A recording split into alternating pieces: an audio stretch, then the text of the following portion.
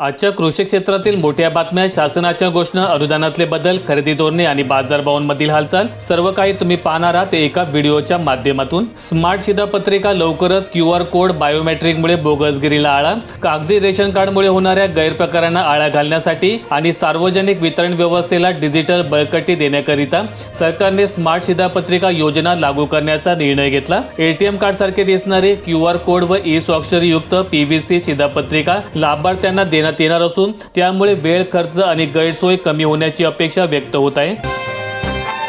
आधी योजनेचे निकष, नंतरच होणार कर्जमाफीची घोषणा। महायुती सरकारकडून गरजू शेतकऱ्यांना कर्जमाफी देण्यावर भर राहणार। राज्य सरकारने यापूर्वी थकीत कर्जदार शेतकऱ्यांना कर्जमाफीच्या योजनांची प्रथम घोषणा केली आणि नंतर निकष ठरवण्यात आले होते। मात्र सध्या महायुती सरकारच्या प्रस्तावित शेतकरी कर्ज निवारण योजनेच्या घोषणेपूर्वी प्राधान्याने अटी आणि निकष निश्चित केले जाणार असून नंतरच सविस्तर कर्जमाफीची घोषणा राज्याच्या आगामी अर्थसंकल्पात होण्याची दाट शक्यता सहकार विभागाकडून नोंदवण्यात येत आहे। मुख्यमंत्री माझी लाडकी बहीण योजनेचा जानेवारी महिन्याचा हप्ता वितरणाला सुरुवात। जानेवारी महिन्याचे थकीत मानधन पात्र लाभार्थी महिलांच्या बँक खात्यावर सोमवारपासून जमा होण्याला सुरुवात झाली। ज्या महिलांना नोव्हेंबर आणि डिसेंबर महिन्याचा हप्ता प्राप्त झाला होता त्या महिलांना आता जानेवारी महिन्याचा हप्ता वितरित करण्यात येत आहे। नशिबाची साथ असती तर दादा मुख्यमंत्री झाले असते। विधान परिषदेत अजित पवार यांना श्रद्धांजली वाहताना उपमुख्यमंत्री शिंदे यांनी व्यक्त केल्या भावना।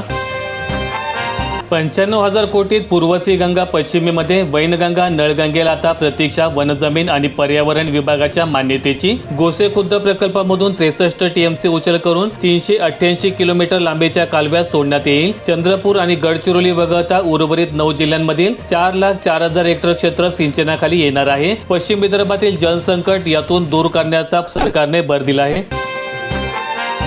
नागपूर जिल्ह्यातील भिवापूर तालुक्यात वादळी पावसामुळे गव्हाचे पीक आडवे, उत्पादनात घट होणार। गहू परिपक्व होण्याची शक्यता मावळली, सौम्य गारपिटीचा तडाखा। सध्या हरभरा पीक काढणीसाठी असलेल्या अवस्थेत असून काही कोरडवाहू शेतकऱ्यांनी काढणीला सुरुवात केली आहे। राज्यसभेच्या निवडणुकीत काँग्रेसला फायदा होणार, 4 खासदार निवृत्त होणार। पक्षाला मिळू शकतात 6 जागा, इच्छुकांची रांग। 16 मार्च रोजी होणाऱ्या राज्यसभेच्या द्विवार्षिक निवडणुकांमध्ये भाजपप्रमाणेच काँग्रेसची ताकदही काहीशी वाढण्याची शक्यता व्यक्त होत आहे। छत्रपती संभाजीनगर जिल्ह्यात स्पर्श प्रणाली त्रुटी, 2000 घरकुल लाभार्थ्यांच्या खात्यात पोहोचले नाही पैसे। सोयगाव तालुक्यातील लाभार्थी अडचणीत, अनेकांनी हात उसने पैसे घेऊन घरकुलाचे काम केले। घरकुलाचे पैसे जमा झाले का नाही हे तपासण्यासाठी घरकुलधारक दर आठवड्याला बँकेत चक्रा मारत आहेत। मात्र खात्यात पैसे न आल्यामुळे लाभार्थी अडचणीत आलेत।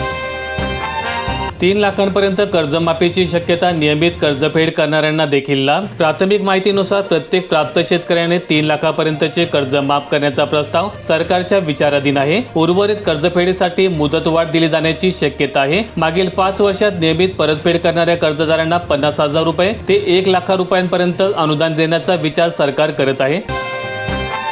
झेडपी निवडणुका पुन्हा लांबणीवर, सुप्रीम कोर्टाची स्थगिती, राज्याची विनंती फेटाळली, OBC आरक्षणावर लवकरच निर्णय।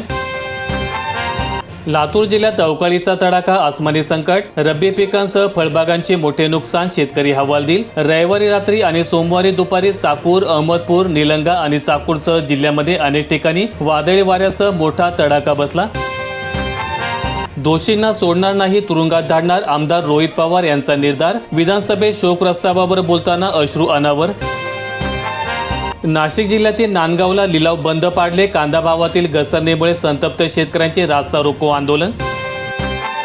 यवतमाळ जिल्ह्याला अवकाळीसह गारपिटीचा तडाखा, 543 हेक्टरवरील पिके उद्ध्वस्त। राळेगावात वीज पडून 5 जखमी तर घाटजंजीत 80 घरांची पडझड, शेतकऱ्यांवर संकटाची मालिका सुरूच। शुल्कमुक्त आयातीचा तुरीला फटका, अमरावती जिल्ह्यातही तूर उत्पादक संकटाच्या उंबरठ्यावर। वास्तवात पाहता 9 राज्यांमध्ये सरकारने 18 फेब्रुवारीपर्यंत केवळ 3.92 लाख टन तूर खरेदी केली। सोलापूर जिल्ह्यातील माळशिरस तालुक्यात 58 गावातील 440 वाडवस्त्यांचा संभाव्य पाणी टंचाई आराखडा सादर। पाणी पुरवठा अभियंता SN करवते यांची माहिती। पुढील 3 दिवस पावसाचे. दक्षिण महाराष्ट्रासह विदर्भात पाऊस पडणार, हवामान विभागाचा अलर्ट. येणाऱ्या काही दिवसाचा अंदाज बघितला तर सांगली, सोलापूर, धाराशिव, लातूर, नांदेड आणि हिंगोली तसेच पूर्व विदर्भातील बहुतांश जिल्ह्यात पाऊस पडण्याची शक्यता वर्तवण्यात आली. विदर्भातील काही जिल्ह्यांना येलो अलर्ट देण्यात आलाय. विजेच्या गडगडासह पाऊस पडू शकतो असा अंदाज व्यक्त करण्यात येतोय. नागपूर जिल्ह्यातील मौदा, उमरेड, भिवापूरला गारपिटीसह पावसाचा तडाखा. जिल्ह्यामध्ये अवकाळीचे तांडव, पिके जमीनदोस्त, हातातडोशी आलेला घास हिरावला, बळीराजा संकटात. जिल्ह्यात गेल्या 48 तासात हवामानाने अचानक कूच बदलल्यामुळे शेतकऱ्यांचे अतोनात नुकसान झाले. मौदा तालुक्यात मध्यरात्री झालेले वादळ, उमरखेडमधील जोरदार गारपीट आणि भिवापूर परिसरात झालेल्या अवकाळी पावसामुळे काढणीला आलेले गहू, हरभरा आणि भाजीपाला पिके जमीनदोस्त झाली. सोलापूर जिल्ह्यातील श्री सिद्धेश्वर कृषी उत्पन्न बाजार समितीत हमाली दर 10 रुपये 27 पैसे तर तोलाईचा दर 6 रुपये 11 पैसे बाथाडी कामगारांनी स्वागत केलंय. हमाली, तोलाई आणि श्री हमाली दरात 30% वाढ करण्याचा निर्णय घेण्यात आलाय. प्रति क्विंटल हमालीचा दर 7 रुपये 90 पैशांवरून 30% वाढीसह 10 रुपये 27 पैसे इतका झालाय. नांदेड जिल्ह्यात अवकाळीचा कहर, गारांचा पाऊस, तोंडचा घास हिरावलाय. कंधार तालुक्यातील गुलाबवाडीत कहर, देगलुरात विजांचा कडकडाट. उमरी शहरात नाल्यातील पाणी आले रस्त्यांवर, शेतकरी चिंतातूर. विविध योजना, शेतकरी नोंदीच्या आकडेवारीचा कर्जमाफीत अभ्यास. खऱ्या आणि गरजू शेतकऱ्यांची काढणार आकडेवारी. शेतकऱ्यांची खरी संख्या सरकार जाहीर करणार. सोलापूर जिल्ह्यात फेब्रुवारीतच अवकाळी, द्राक्ष, आंबा आणि ज्वारीला फटका. महापुरानंतर पुन्हा शेतकऱ्यांचे अतोनात नुकसान. फळबागांसह रब्बी पिके धोक्यात, पंचनामा करण्याची शेतकऱ्यांची मागणी. वैजापूर तालुक्यात खरेदीचे उद्दिष्ट कमी, 20,000 क्विंटल मका घरातच, शासकीय खरेदी रखडली. शेतकऱ्यांची कोंडी. 28 फेब्रुवारीची डेडलाईन जवळ आल्यामुळे शेतकऱ्यांची चिंता वाढली. तालुक्यातील 3 केंद्रांवर मिळून आतापर्यंत हजारो क्विंटल मका खरेदी झाली असली तरी देखील अद्याप 20,000 क्विंटलहून अधिक मका शेतकऱ्यांच्या घरात पडून आहे.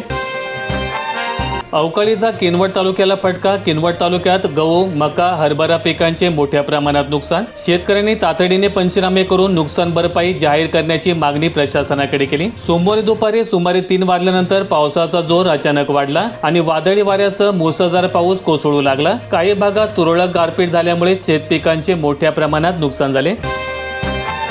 कांदा निर्यातीवर पुन्हा संकट. रोड टेप प्रोत्साहनामध्ये कपात. शेतकऱ्यांच्या जखमेवर मीठ. भाव घसरण्याची भीती. कांदा उत्पादकांना धक्का. यापूर्वी 1.9% असलेले रोड टेप प्रोत्साहन आता थेट 0.95% आणण्यात आल्यामुळे निर्यातदारांचा उत्साह मावळला असून त्याचा थेट फटका कांदा निर्यातदार आणि कांदा उत्पादकांवर बसण्याची शक्यता आहे आणि याबाबतचे नोटिफिकेशन परराष्ट्र व्यापार महासंचालक अगरवाल यांनी काढले आहे. यवतमाळ जिल्ह्याला अवकाळीचा तडाखा. तुरीच्या आकाराच्या गारांचा वर्षाव. तूर, गहू, हरभरा पिकांचे मोठ्या प्रमाणात नुकसान. मारेगावमध्ये 15 मिनिटे गारपीट. शेतकरी चिंतातूर झालेत. गेल्या 2 दिवसांपासून असलेल्या ढगाळी वातावरणात अचानक बदल होऊन जोरदार वाऱ्यासह पावसाला सुरुवात झाली. तसेच अनेक ठिकाणी गारपीट सुद्धा झाली. फुलसावंगी परिसरात अवकाळी पावसाचे थैमान. रब्बी पिकांचे प्रचंड नुकसान. बळीराजा चिंतेत. उमरखेड तालुक्यातील 4 गावांना मोठ्या प्रमाणात फटका. रविवारी रात्री आणि सोमवारी दुपारी फुलसावंगी आणि परिसरात वादळी वाऱ्यासह झालेल्या अवकाळी पावसामुळे दानादान उडून दिली. व्हिडिओ आवडला असेल तर लाईक ठोका, शेअर करा आणि अशा दैनंदिन शेतकरी बातम्या अपडेट्स मिळवण्यासाठी सबस्क्राईब करून बेल आयकॉनचं बटन दाबा.